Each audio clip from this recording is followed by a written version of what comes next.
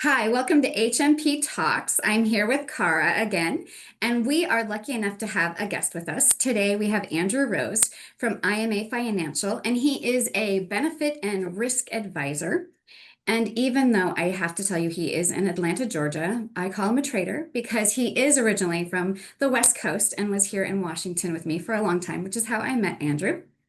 But for some reason, he decided love was more important and he moved out to the East Coast, where his wife was working. I believe you went out there for work, right? I'm originally from here, but yeah, it was my wife wanted to get back here too, so it was Yeah. a dual pull. Yes. And then he had all these life events. Like you guys got what, married and a kid No and kid yet. not no kid Married yet. last July. Moved. Yeah, it was a busy Bought a 2024. house. Yeah. Yeah, all of it. Big Like life stages. all at Yes. once, right? I'm very much looking forward to it just slowing down and stabilizing. Which is good. But you work in an industry that doesn't stabilize ever. No, No, no. which is how Andrew and I originally met. For a company I previously worked for, he immediately called me on the phone. And one of the reasons I chose Andrew to be our first guest to talk about this particular topic, which we'll have lots of guests on for, is it's all about relationships. And Mhm. when Andrew connected with me, it was unique because I get lots and lots of vendors who contact you to talk about benefits or payroll companies or, fill in the gap. But when Andrew and I talked, there was like this immediate connection, like it clicked. And he didn't talk to me originally about benefits. It was more about what I did. Like he was interested in the company that I worked for and the product that we were making. And it happened to be in the aerospace industry, which was unique, the product we were making. And he was interested in that. And so it developed a relationship first. And then we started talking about what potentially his organization could do to help the organization I was working with. And so when we started talking, Car and I started talking about this topic, Andrew was the first person I thought of in his organization, which is why I'm so grateful, Andrew, that you decided to join us. I think we also bonded on a mutual hatred of PEOs. We So, totally bonded on mutual interviews. yes. Yes. Word to the wise, as any company listening, think twice before you decide to bring a PEO into your organization. And when I say that, even if you're a small organization, truly there are other options out there besides a PEO to help you with your payroll, your benefits, and HR support. I know PEOs immediately come to mind when you do that, but really think twice. Reach out to companies like HMP or other HR consulting firms to figure out if there's another alternative to help you with your benefits and your payroll before you decide to jump onto that bandwagon. Because once you get on there, it's so hard to get off of there. Very much so. And Have it's you ever very been on one, Cara, costly. or worked with on a PEO? My mom's nonprofit, so Okay. they were with a PEO for over a decade, and then just tr like are changing to a new PEO, and it's still quite a complicated. It's not even fully transitioned over yet, just because of the tax, the third party administrator access.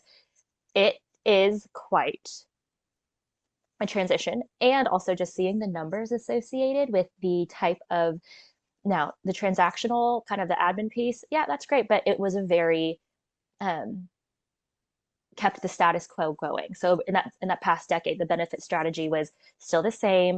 It didn't really evolve as much, and so I think there was opportunity for definitely more consultative partnerships. And so I think this is a really great opportunity to talk about. Okay, our partners in HR aren't just okay. We're going to provide you the technology to do something easier. It's like I want to talk with you. I want to know what you know.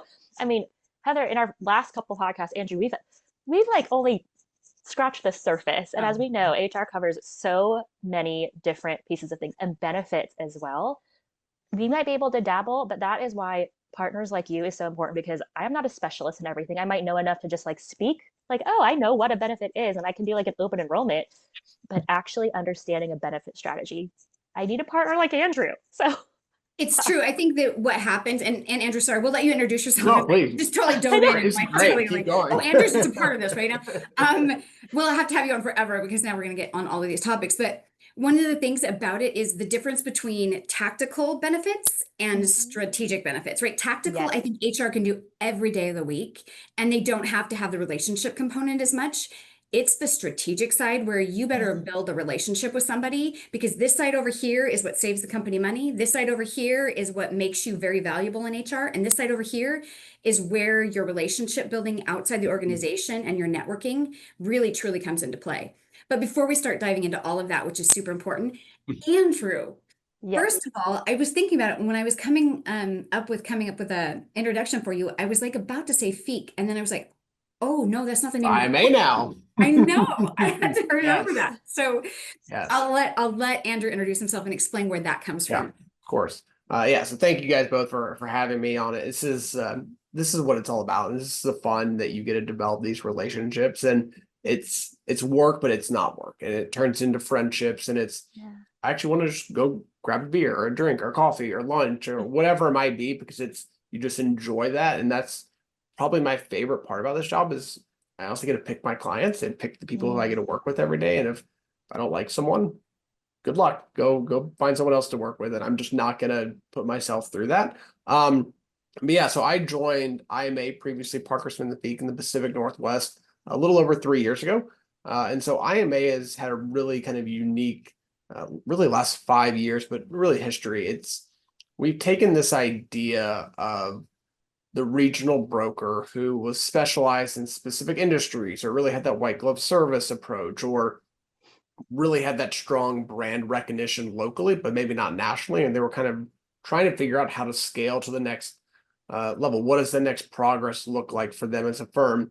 So IMA is really targeted organizations like that across the country and built out a model where we now have the national scale. We're a top 20 broker, but locally it still feels very hands-on and still very much involved in the community or whatever it might be. So a few things that make us really unique is we're still about 80% owned by our own employees, but a little bit of private equity money. And with that, every single employee is actually a shareholder too. So the old adage of you treat things better that you own than you rent, I think really shows through with our model and the way that we approach it, just because everyone truly does have a vested interest in our overall success. So I can't remember, we were probably 500 employees, maybe 5 years ago. Now we're over 3,000 across the country. And it's really giving us the scale to kind of be in that sweet spot where we have the size to go compete with your alphabet houses of the world, but we don't feel like them anymore. You don't have that red tape where if you need access to our top actuary who's out of Denver, done. Like there's no additional fees or charges or anything like that. It's just that question of like, really what's best for the client. I'm sure other firms say the same thing, but if I need a resource, and we did this actually for a group out of Portland where it was the AE was in Denver and the other person was in Denver. Like it was just like, what is the best team for this prospective client? It doesn't matter what offices are, and there's not that kind of culture of, okay, you want to use our resource, cool, you have to pay us. So it just really allows us to do what's best. And I think our growth is really kind of highlighted through that approach. Oh, I love that.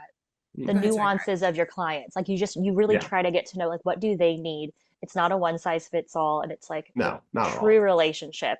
Oh, that is so important. And sorry, Heather, I interrupted you.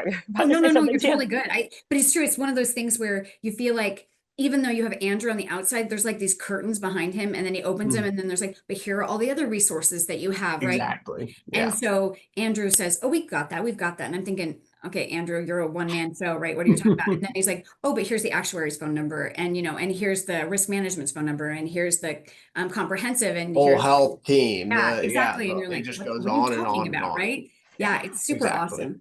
Because that's the full, y'all do so much more. Like when you talk about benefits, I think it's easy for those that aren't in kind of our spaces to think, okay, so like health, dental, vision, and then disability and a 401k. But y'all do, there is so much more to that.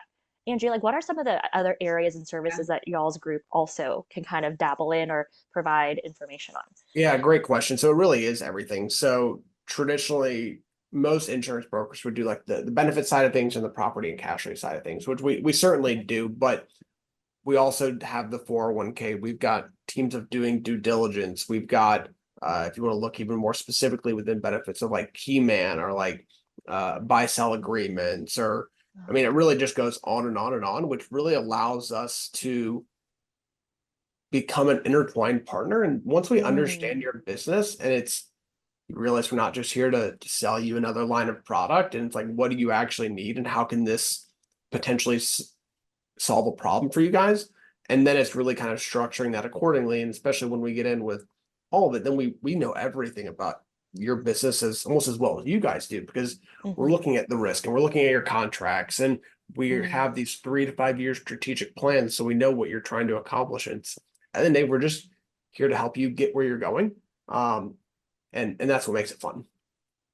So Andrew, when do you think that mindset changed? So it used to be different. It really did. And on both ends, right? I know from an HR perspective, I can tell you when I know my mindset changed to where it was you worked for me as a vendor and I wanted the very best from you and I was going to nail you to a wall until I got it, right? And we would bicker back and forth. Like early Yeah. on in my HR career, that's exactly what it was. Your Mhm. vendors, you expected the best from them and you went back just like buying a car and you're like, no, get me a better deal, right? Yeah. And that's what it was. It was very transactional. And it's changed through time from an HR perspective. But from your perspective, when did it change to where you guys weren't coming in to get business, but you were coming in to become a partner and to offer mm. more resources and to understand the business at a whole? When do you think that Yeah. happened? I think it really kind of gasoline got thrown in the fire with ACA. And when that whole thing Oh, started, and then okay. people Yeah. started looking of, obviously health premiums have not been going down. No. And it's gotten more and more expensive. So I think Mhm. every organization's a little bit differently when they've had this kind of moment of this isn't sustainable. We can't continue to take these 10, 15, 20% increases every single year. We Yeah. have to do something about it. And whether that was 10 years ago, depending on the size of the company, or whether that's today, it really, you need someone who is not going to be what we kind of consider a broker, where it's, oh, Mhm. yeah, here's your renewal. Cool. You got your 10%. We got it down to an 8. We did a Yeah. good job. Yeah. Thanks. We'll see you next year. Yeah. That's kind of what it used to be. But now it's really working step and step throughout the year and really understanding, okay, where are you guys trying to get? What's your risk profile? How can we Mm, leverage a different PBM model to potentially get you guys more of those rebates back? I mean, it's all these little things, and you see the impact it has on a business. I just had a client who unfortunately sold to a very large credit card processor, but we saved him like $300,000 at renewal. And I guarantee wow. you they made a ton more money when they sold because of that 300,000. Like, that's a real Absolutely. difference. And that put money in everybody's pockets. And it's like, that's awesome. And I even joked, I was Mhm. like, okay, where's my cut on the back of that sale? But unfortunately I did not get any shares for that, but that's okay. But it when you see that type of impact, or when you see an organization who wants to pay for 100% of the premium, but they can no longer Mhm. afford to, where you can get it back to that, like, it Yeah. makes a real difference for people. Makes a real difference for the company and recruiting and retaining talent. Like, it really can impact the business short term and long term. And when you can start to see that, and people realize that or start hearing those stories, obviously they want to say, hey, what can we do to make sure we're getting a similar result? Yeah. You know You're all these absolutely, creative levers to yeah. pull. Like that is Oh, so cool. it's there's It's so really, many. It's yeah. and Andrew's right. So one of the things, Cara, that Beth and I were talking about in the other podcast that I do, which is about millennials and Mhm. Gen Zs, is that one of the things that you have to figure out is how to motivate, right? And it's not about the Mm, bottom line dollar anymore. People aren't coming to work for money. That's not it, right? And so you have to become very strategic in what you're looking at to motivate employees. And it really is work-life balance. It's really the benefit plan. And the benefit isn't just health and dental anymore, right? And so the partnerships and the relationships that you're building with people like Andrew, that's where you're going to come up with the strategy on how you're going to bring these and retain these employees into your workforce, just like you were saying, Andrew, where you sit down and you're working now with those HR professionals and saying, okay, let's talk about, the demographics of your work environment. mm, How many do you 100%. have that are over the age of 50, right? Let's mhm. talk about that retirement plan for those 60, 70-year-olds that you have. And let's talk about what that looks like to have a profit share plan, or, fill in the gap, Mhm. or, oh, you have more in the age group of, the 20s and the 30s. Okay, let's talk about Yeah. what that looks like, right? In our client base, we have some clients who I've got like 10 people who are out on maternity leave right now. And you're Yeah, like, Oh don't 100%. drink the water in that freaking building. Like, I'm like, but Yeah, at the same time, let's talk about what that means for the benefit plan in this building, right? 100%. Mhm. And so, but that doesn't come from HR, that comes from those relationships, because I'm not the Absolutely. best person to know what kind of strategy I should be putting in place. Because Absolutely. having a relationship with Andrew is where you go in and Andrew's like, okay, well, don't freak, Heather. Today they may have that, but that means they're going to be the ones who are coming into your office saying, I need to now figure out how to save more so I can put these people in college, right? Because they're now thinking ahead. They're not thinking about tomorrow or the next day. They're now thinking, after I've had this kid, now I have all of this, Mhm. this, and this down the future, right? And so that strategicness is so important, and having someone who isn't just a benefit broker anymore. That's the other thing. So what's so great about IMA, and Andrew, I'll let you talk more about this in a second, but what's so great is I'm not coming to you just say, hey, tell me about your medical, dental, and Yeah. vision. Yeah. I'm coming to you and you're going, here's everything we can talk Mhm. about. And so one person is going to be able to help me put together the entire amount of planning for all of those key areas. And it's better than having, okay, I got to go talk to Branson over here for medical, and I got to go talk to Roy over here for 401k, and they don't talk to each other. And hell, they probably don't even work out of the same payroll system. So now I've got, an Excel spreadsheet that I'm doing on top of it, right? So that makes it even more complicated for people in Cara and I's roles. Mhm. And I think that's where it's so fun. Sorry, not to mean to cut you off, but it's obviously benefits is a small part of what you guys do. And even within benefits, we have compliance experts, the pharmacy, like we have all these people who are doing everything else. So it's like you come to this point together where you both realize there's so much more that the depth of what you're trying to do for your whole job. And it's you can't know everything. I can't even begin to know what you guys deal with every single day. And it's like I don't expect you to bring that all to me either. So it's just that kind of the give and take, and realizing that we're all here to accomplish the same thing and help you guys out. And it's not just about making a quick buck. It's about having a multi-decade year partnership and friendship and client together. And that's where it gets everybody wins. Yeah. Sorry, Carl, what were you gonna say? Well, that was actually behind me, like, my question, because I'm kind of Yeah. newer to this relationship. So I've always kind of been an HR project manager, an HR generalist. I'm kind of the, feet on the ground doing Mhm. the administration behind the scenes. How does that relationship between IMA Financial and like someone like me who's maybe representing an organization but doesn't have the expertise, what does that relationship look like? And have you ever come across maybe an HR partner that was like, I don't want to do this because you're going to take away my job or my importance in leading the HR strategy? Yeah, great question. I think there's really kind of two ways we approach just like going to the market. It's either A, you're trying to find someone who is actively unhappy with their current broker. There's some clear pain point they're dealing with, and that's great, but that's hard to find. It's just like it can be a painful process to go through that transition. But at the end of the day, I think where really you're spending your time is building that trust and getting Mm, to know each other and getting to know what the organization's trying to accomplish, and slowly just developing that relationship over time. And at the end of the day, if my job is to A, make you guys look like rock stars and mhm. help you accomplish whatever KPIs you're trying to do. And if I'm not doing both of those things, fire me. So, find someone who will, because Yeah.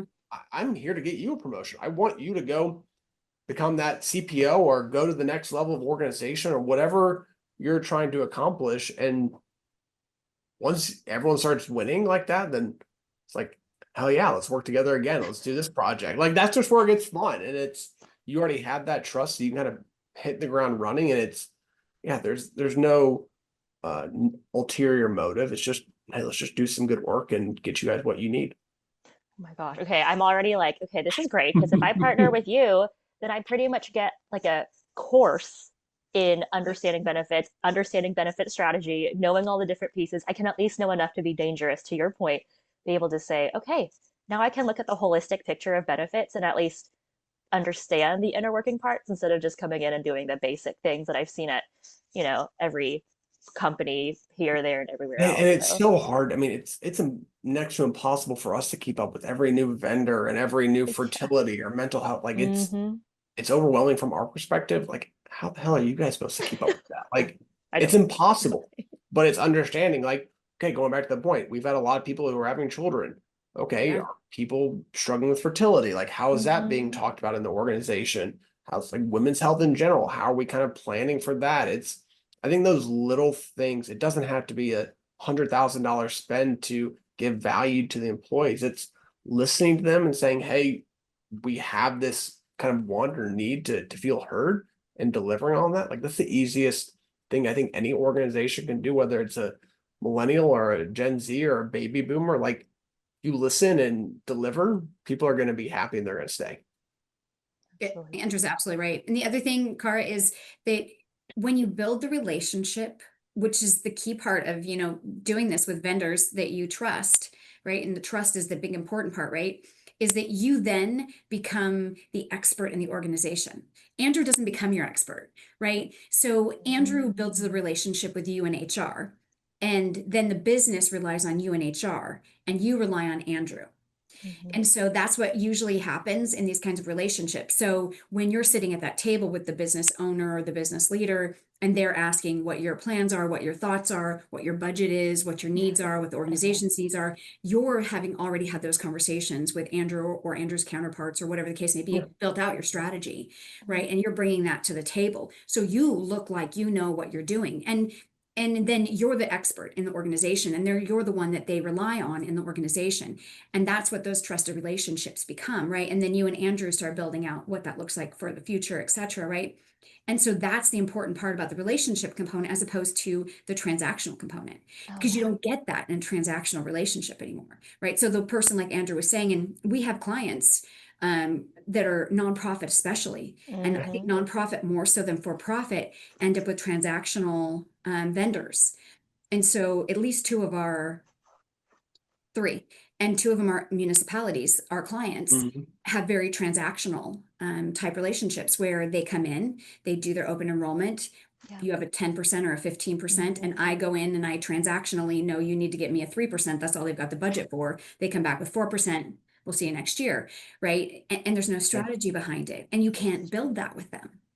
Well, and it goes back, it's not sustainable. And granted, you can get down to 3-4%, maybe it is, but they weren't. It was like 12 or it was 15. Yeah, exactly. And so it's like it's random. I said 3. Like there's no no way. and that's fair, but that's the question of like at some point, this model, and that's the whole model, the whole healthcare industry is so messed up. We could talk about that for a full day, but it's like we know it's broken. If you either nonprofit or even if you are for profit, can you continue to say, is your business growing so much where you legitimately don't care about your healthcare costs? There are organizations who are like that. Microsoft has always been like that, where they're bringing in so much money it doesn't actually matter, and that's where they kind of screwed everyone else over by offering the richest benefits in the world, and then everyone else had to try to keep up. But that's okay. If this isn't working or this isn't sustainable, let's do something about it. And whether it's this year or next year or in 5 years, it has to align with the business's needs and the risk profile, and it has to make sense. But at some point, you got to pull that trigger. Yeah, and you're absolutely right, Andrew. And that's one of the things that this year I think I realized more so than not. And I think if you're a nonprofit listening to this podcast, one of the things you need to think about is Andrew's right. You can't sustain it. So this year was the last year I think that one of the particular organizations can sustain it. It was a 22% that we got down to a 15%, and they only had budgeted 6%, right? So they're automatically in the hole. And so the opportunities they gave us, because it was transactional, were, well, then reduce the amount that you pay and increase the amount that they pay, or change their deductible from 1,500 to 8,000. Or, so in every capacity, the employee was suffering, right? And that was the only way that they were going to get us to a budget even number for the organization. And at no point were there any other alternatives. Like, do we do an HRA? Do we do an HSA? Do we do, what other alternatives are there? And that didn't exist because there was no relationship built, right? It was, here's the end result we can provide you with.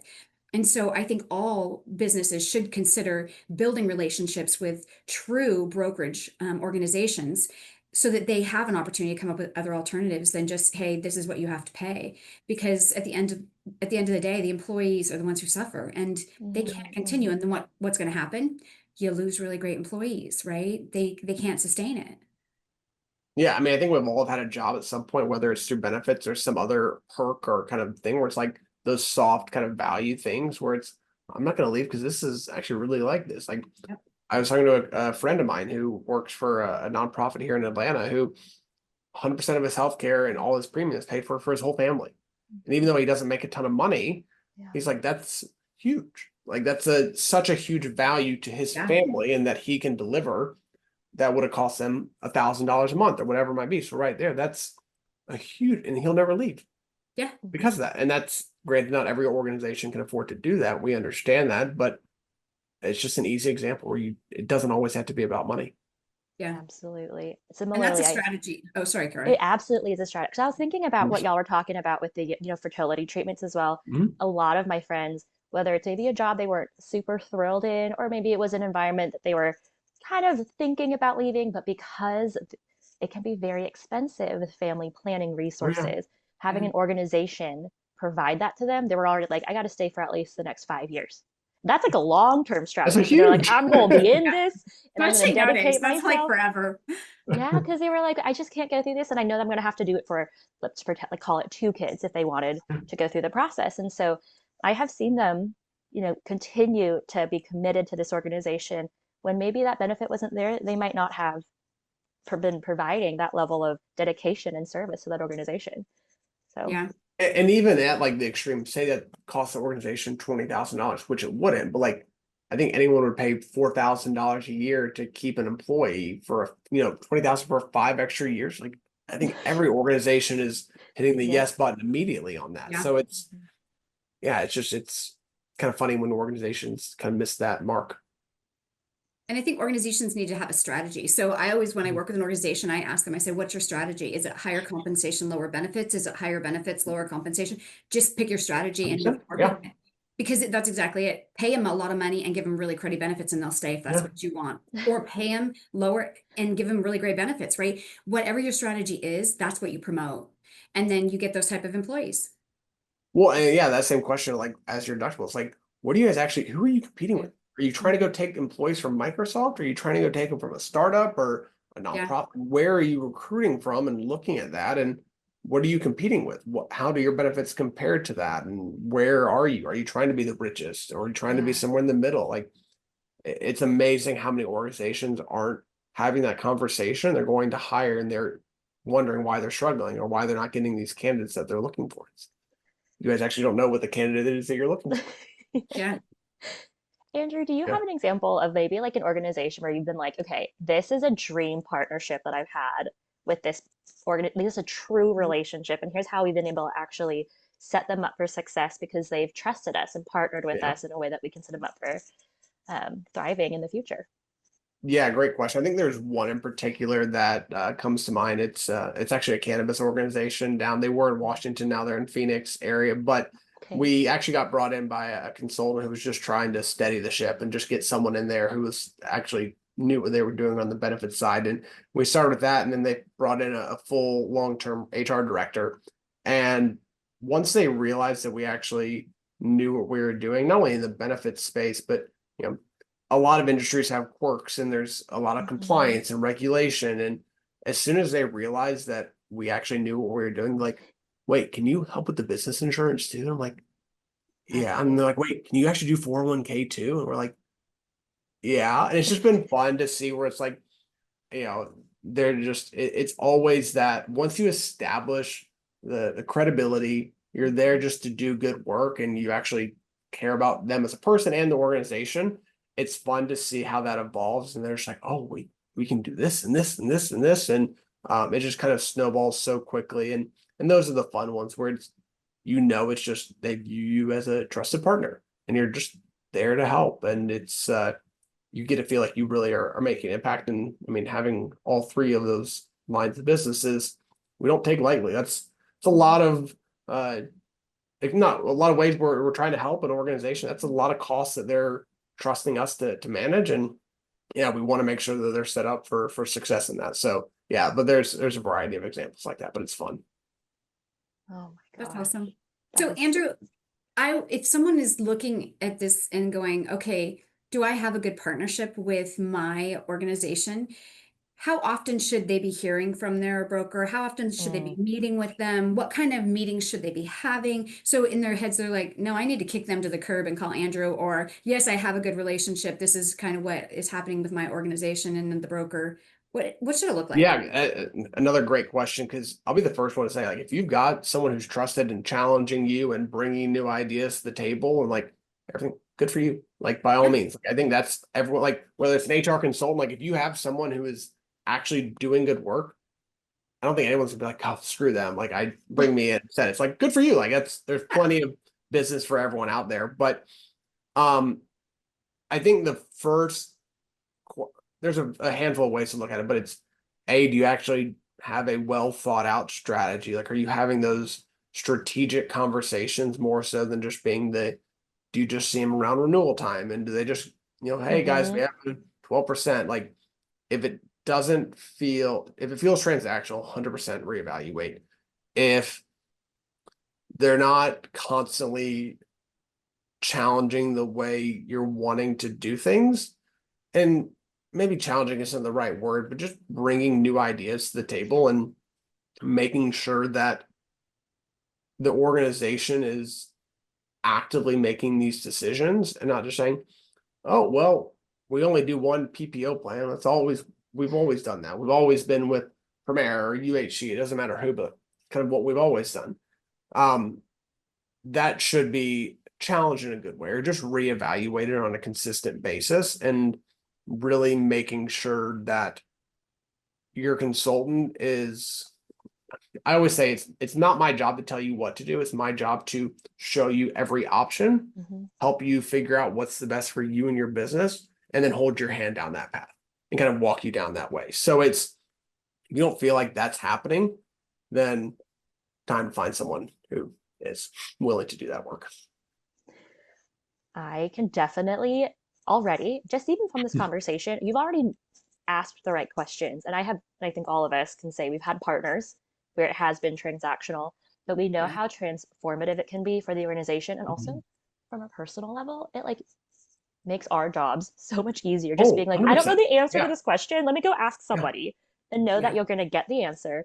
It's like, I feel like when you're in school and it's a group project and then you have someone doing all the work behind the scenes and you can stand up, present, and take like, and still get the credit where it's like kind of like that relationship where it's like, can you help me with this? And then I'll go present it to the, Heather was saying, but because I don't know the questions to ask sometimes. Sure. And so having someone like you, Andrew, be like, here's what I see, here's what I know, here's the pros and cons for this, here's what you need to consider, now you decide. Like, that is so empowering, and definitely feel like it's an extension of the HR team, not a replacement. And that kind of goes back to that initial question of, there is no threat here. It's just an additional partner to help empower and encourage and uplift you in your current role. So we're an extension of the HR team, and there's no doubt about that. And it's how many organizations have you seen, or you guys trying to help, where it's a one-person HR team dealing with even 50 plus employees, God forbid 200 employees, whatever it might be. We've seen it all. 700 employees I've seen one time with one HR, which I don't know how she was surviving, but it's like, you guys need help. Right? Yeah. What's wrong with her? I don't think it was her call. But it's like, you guys have so many things on your plates that you're dealing with within HR. And it's been awesome to see how HR has been transformed into a much larger business unit in the last 10 years, whatever it's been. But it's no longer where HR is a core strategic part of the business now, and as it should be. And you guys need that support to do one of the million things you're trying to accomplish on a daily basis. Oh yeah. And it's thinking about your cannabis client example that you gave as well. To your point, like, that regulation is changing all the time, what you can and cannot do. And so being able to say, I'm going to just lift some of this stuff to someone that I can trust to let me do it, so I can focus on what do the employees need right now, okay, I need to maybe work with legal or come up with this new 100% fire that's happening. So they're an interesting one. Love them, but they keep me on my toes. I can imagine. How do you keep up on all of the changes? So one of the things that I know that you do, and really good partners do, is I get a lot of emails on a regular basis of law changes, of coming law changes, of compliance updates per state, per regulation, federal, etc., which I appreciate as someone who has clients in multiple states, because it's, okay, Heather's got to change this, or we need to contact that client. But it means you become an expert in the areas that I don't want to be an expert in, first of all. But second of all, I'm sure you have a team of people who keep you up to date. But yes, I was about to say, I also am not a compliance expert. It's impossible. But that's also, at the end of the day, I think it really boils down to, like, you're not hiring me because I have all the answers. You're hiring me because you trust me, and we have a relationship where you're trusting that I've got the people behind me and I can manage them appropriately, where if you need something last second, like I'll go burn down my own office to make sure that you get those kind of resources. But like, to me, that's my job. Like, that's why it's when you need something, it's making sure that I can deliver on that. And it might not be me specifically, but we've got the people who do that, whether it's compliance, pharmacy, data analytics, like there's a million different ways. I can't know everyone. Obviously, you can't know everything either. So it's making sure to get you those resources when you need them.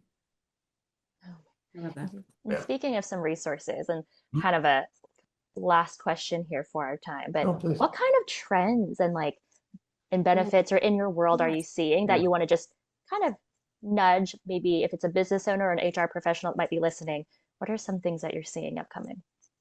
Oh, that's a another good question. Very loaded Especially with question. all the changes in the laws Yeah. and Oh yeah. new president, et cetera. There's got to be stuff. I'm dying to know. Yeah, so I think the pharmacy side of things has been really interesting.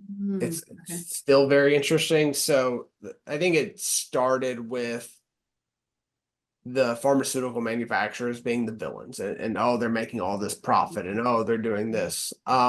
Recently we've seen that shift really to the pharmacy benefit managers, or the PBMs, because at the end of the day, they are serving as a group purchasing organization on your behalf. So obviously, 100-person employee company isn't going to be able to negotiate good terms. So theoretically, these PBMs are there to help that. Unfortunately, they have muddied the water on purpose to make transparency impossible, and they're making gobs of money on the back end. I think it's roughly 40 cents on every dollar that's being spent on the pharmacy is coming back to someone in the form of a rebate. And if Are you're you not getting kidding? that, your carrier is, or someone else is. So yeah, it's honestly disgusting, for lack of a better term. And it's, the idea of, Trump's executive order coming out and saying, oh, we're going to lowest cost on a national, like that's, hey, that'd be great if you could just flip that switch and happen. Obviously, that's not even feasible to happen overnight in 30 days. But if you're over 75 employees and you're not having conversations about what you can be doing to manage that pharmacy cost, I mean, even for we're just looking at a group that about 100 employees, 250 on the plan, their pharmacy cost in the last 3 years went from like $350,000 to $800,000. And their medical cost has gone down.